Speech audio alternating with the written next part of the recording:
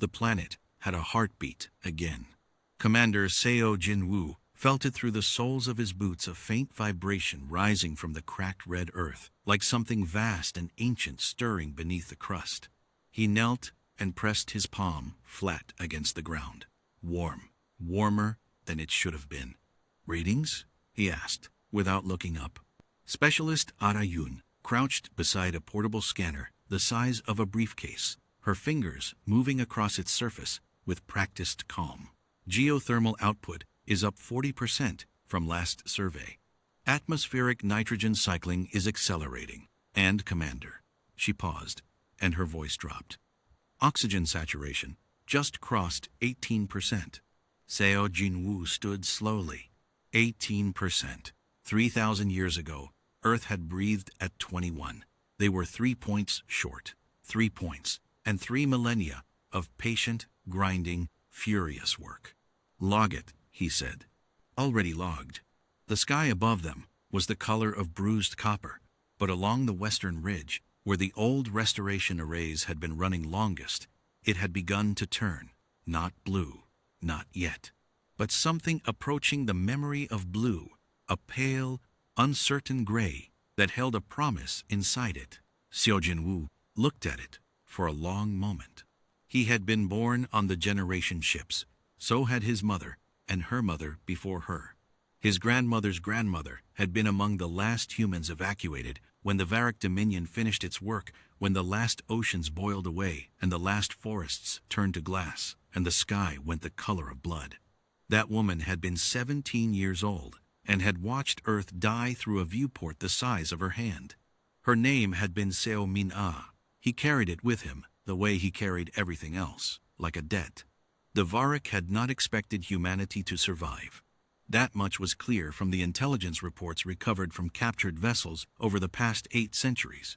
The Dominion's commanders had calculated human extinction with the same cold precision they applied to every species they harvested, stripping a world bare, rendering it uninhabitable, moving on. They were efficient. They were thorough. They had done it 41 times before Earth. What they had not calculated was the generation ships.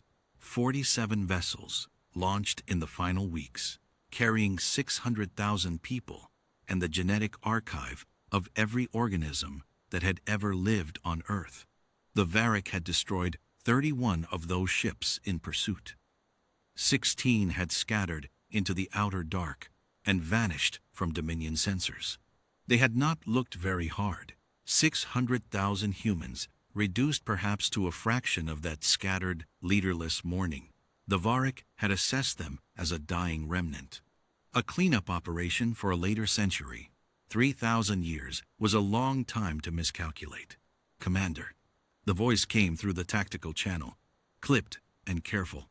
Captain Rote Young's voice always carried that quality, the sound of a man choosing every word like he was placing a stone. "Long-range sensors are showing movement. Varric patrol formation.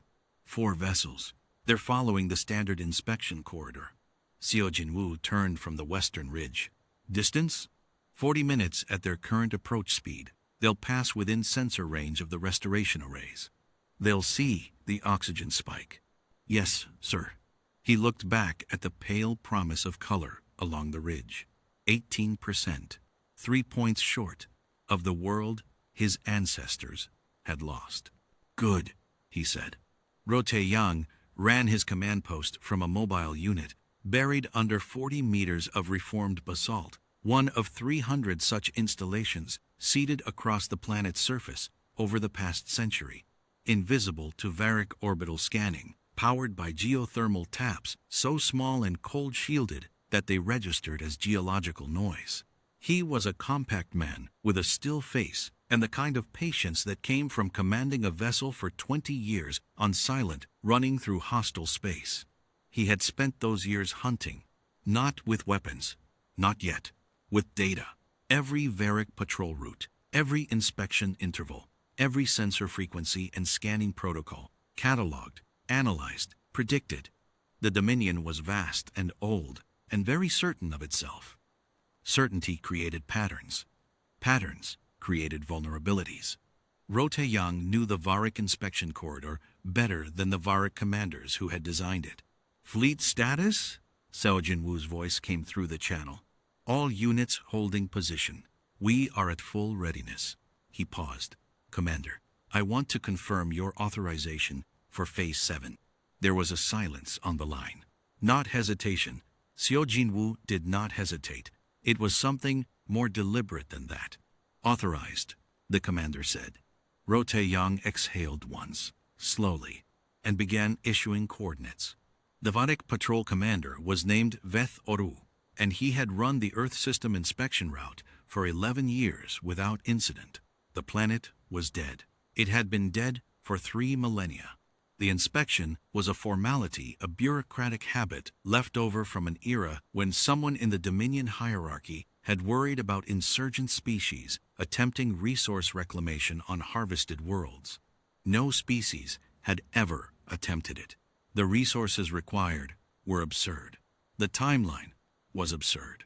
The will required to sustain such an effort across 3,000 years of exile was, by any rational calculation, beyond biological possibility.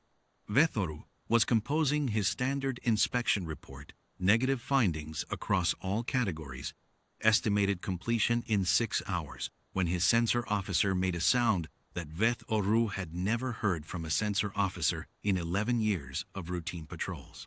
Commander. The officer's voice was wrong, stripped of its professional flatness. I'm reading. Report. Atmospheric oxygen at 18.4%. Geothermal grid activity across 47,000 installation sites. And the officer stopped. Finish the sentence.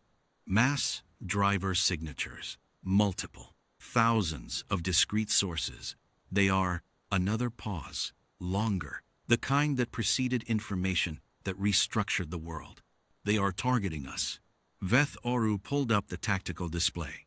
The space around Earth was full of ships, not the scattered, desperate vessels of a surviving remnant.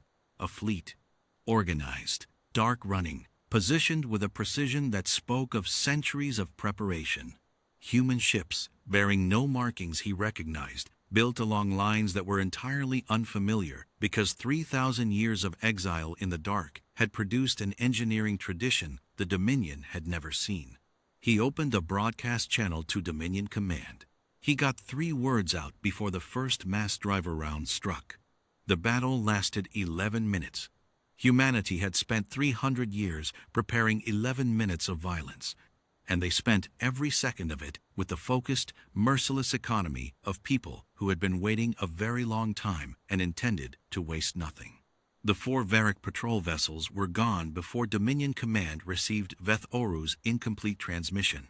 By the time the first Dominion response fleet translated into the system 40 minutes later, record time, they found something they had no category for. A living planet, 18% oxygen and climbing, hundreds of thousands of restoration arrays running open, no longer needing concealment, and a human fleet 3 times the size of anything their intelligence models had projected, arranged in a formation that covered every viable approach vector. On the open broadcast channel, a single transmission was playing on loop. Seo Jinwoo's voice, calm and unhurried, in the language the Varik had used when they sent their final ultimatum to Earth's governments 3,000 years ago. The Xenolinguistics Division had spent 80 years reconstructing it from fragments. He had practiced the pronunciation for 2 decades. You told us this world was finished. You were wrong about the world. You were wrong about us. We are the children of everyone you thought you killed. We have come home. And we have brought a question for the Dominion. A pause. Arayun, standing beside him on the surface, her scanner still running, the oxygen count at 18.6 now, and rising, looked at him. He looked back at her. How many of your worlds can survive what you did to ours? The Dominion fleet held position and did not answer. They were, for the first time in 3,000 years of unbroken expansion, doing something that had no entry in their operational doctrine. They were afraid. Behind Seo Jinwoo, the western ridge had changed color again. Not copper, not gray. The thinnest, most fragile, most furious shade of blue. Earth was breathing.